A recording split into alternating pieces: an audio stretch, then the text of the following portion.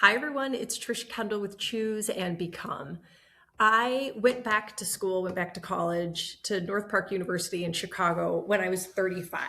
And I went for 2 years, almost 2 years. I did not finish. I did not get my undergrad degree. Everybody pretty much knows that I did not complete my college degree, but not many people know that I went back. I started school as an adult. I was way into my professional career by then. Joe and I had been married a year. I was pregnant with Lily. In fact, I don't even think we knew her name was Lily at the time because we hadn't named her yet. I was training for more marathons. I was just traveling for my job, doing what I do. And I always had a monkey on my back that I didn't have my college degree in. For many years in my career at Aetna and at Hewitt, and then eventually, when I went on and did some of the startups, I was always ashamed of it and embarrassed by it. And of course, almost every conversation, wherever you're at, typically begins with, especially when I was younger, when I was in my 20s or in my late 20s, even early 30s, like, oh, where are you from? What school did you go to? And I always had this canned response. I always said, oh, I went to a small school outside of Fort Hood, Texas, Central Texas College, which is a community college, and I only took classes there. So I would, inadvertently lie, not tell the truth, but I was just so bothered that I didn't have a degree. Then eventually my career was such that I didn't need it. Everybody knows what I've done and the success I've had and all of those things. And I have educated myself, and I've gotten certificates and learnings and development programs and learning by doing and all of that stuff. Yet when I was 35, I was like, I want to get my degree. and Joe was like, why? And I was fixated on having it. And so then when I started school, and it was night school, and it was this adult learning curriculum, and I went into social services or psychology. That's the classes I was taking. Of course, I had to take all the general classes too. And where I started with wanting to get my degree as an accomplishment, what really it turned into is I wanted A's. And I would get an A on a paper, an A on a test, and I wanted the accolades. And every A I got, or the accolades I got, or the, great job, or this was good, or da da da da, it fed me and motivated me. And then I moved away from thinking about getting my degree and just to have it, and started maniacally being obsessed with getting an A, getting an A, getting an A, getting an A. And it started just taking a toll. And let's be clear, again, it's an undergrad degree. I'm 35. Well, I had Lily, and she was at home with Joe. I'm sure I was pumping, before I left, or feeding her before I left. And I was traveling and like the whole thing. And so eventually it started taking a toll. And what started taking a toll is the amount of stress I was putting on myself to succeed at a level that I hadn't thought about or intended, but to continue to succeed at this level of getting A's every time. And I was working more than full time. I was traveling for work all the time.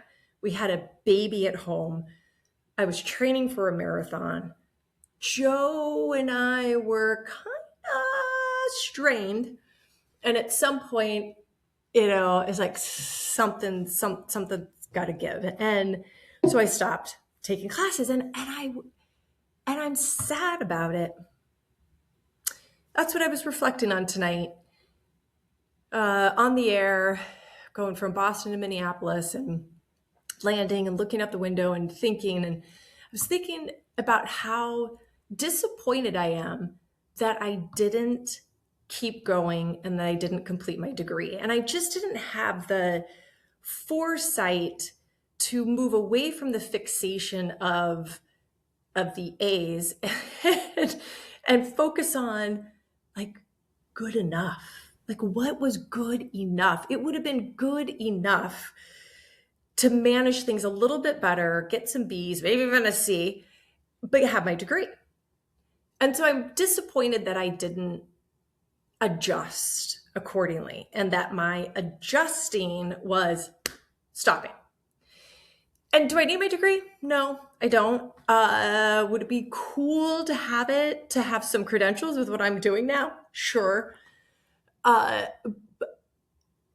but I wish I had finished. It's a regret I have. And you know what? For people that are listening to this, I'll probably get notes and posts and things like, oh, you could go back anytime at 52. It's not that I want to.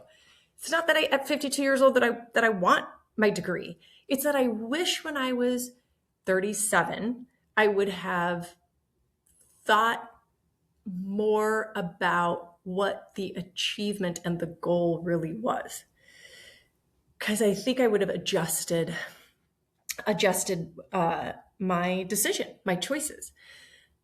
Now, I organized my closet the other day, my office, and I have a filing cabinet that is really old. And I was going through the filing cabinet and I found some papers that were printed out that I had kept from North Park University with my A and the little accolades on it. But the one thing, and I'm going to find it and I'll take a picture of this one and I'll include it in the post somehow. But the one thing I found was psychology class, or I actually can't remember what class it was, honestly, but I had to write what my mission statement was. And this is when I was 35. So this is right when I went back.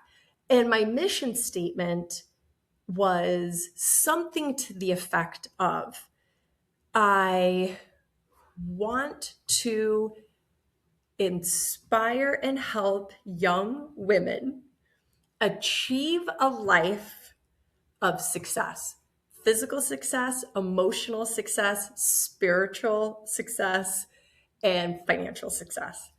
Now, at the time, I had not even thought about becoming an inspirational speaker. It wasn't even on my radar screen. Didn't even think about that. I never thought I would share my story with the outside.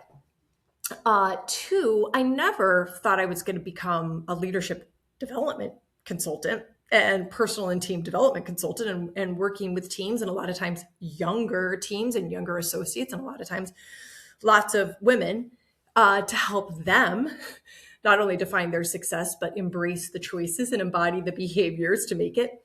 At the time, I didn't even know, I hadn't even encapsulated the terminology of enduring success. I didn't even know what my enduring success was at that time. But what I knew is that I always wanted to help other women.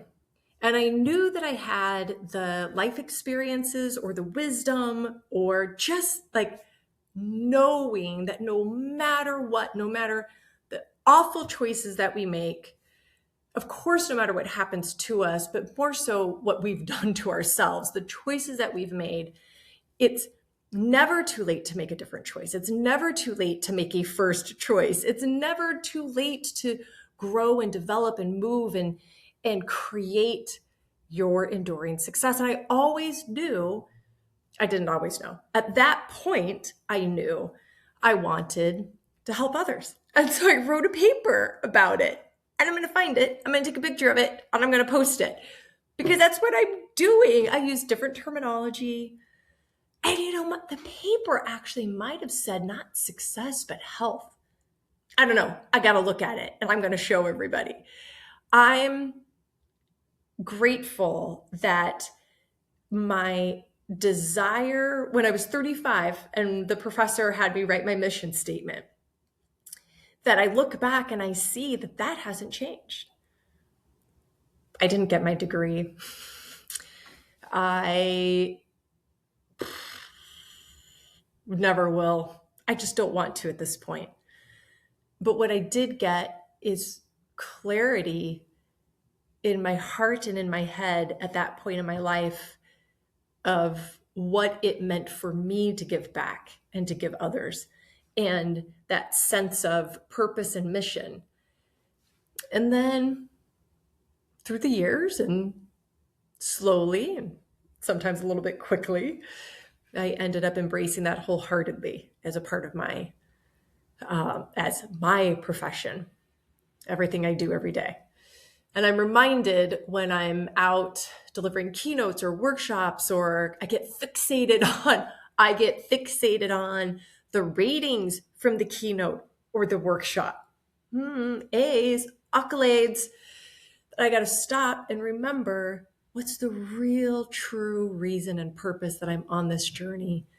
And it's to inspire the one person that's in that audience, that group, big or small, that I know that I will change their lives.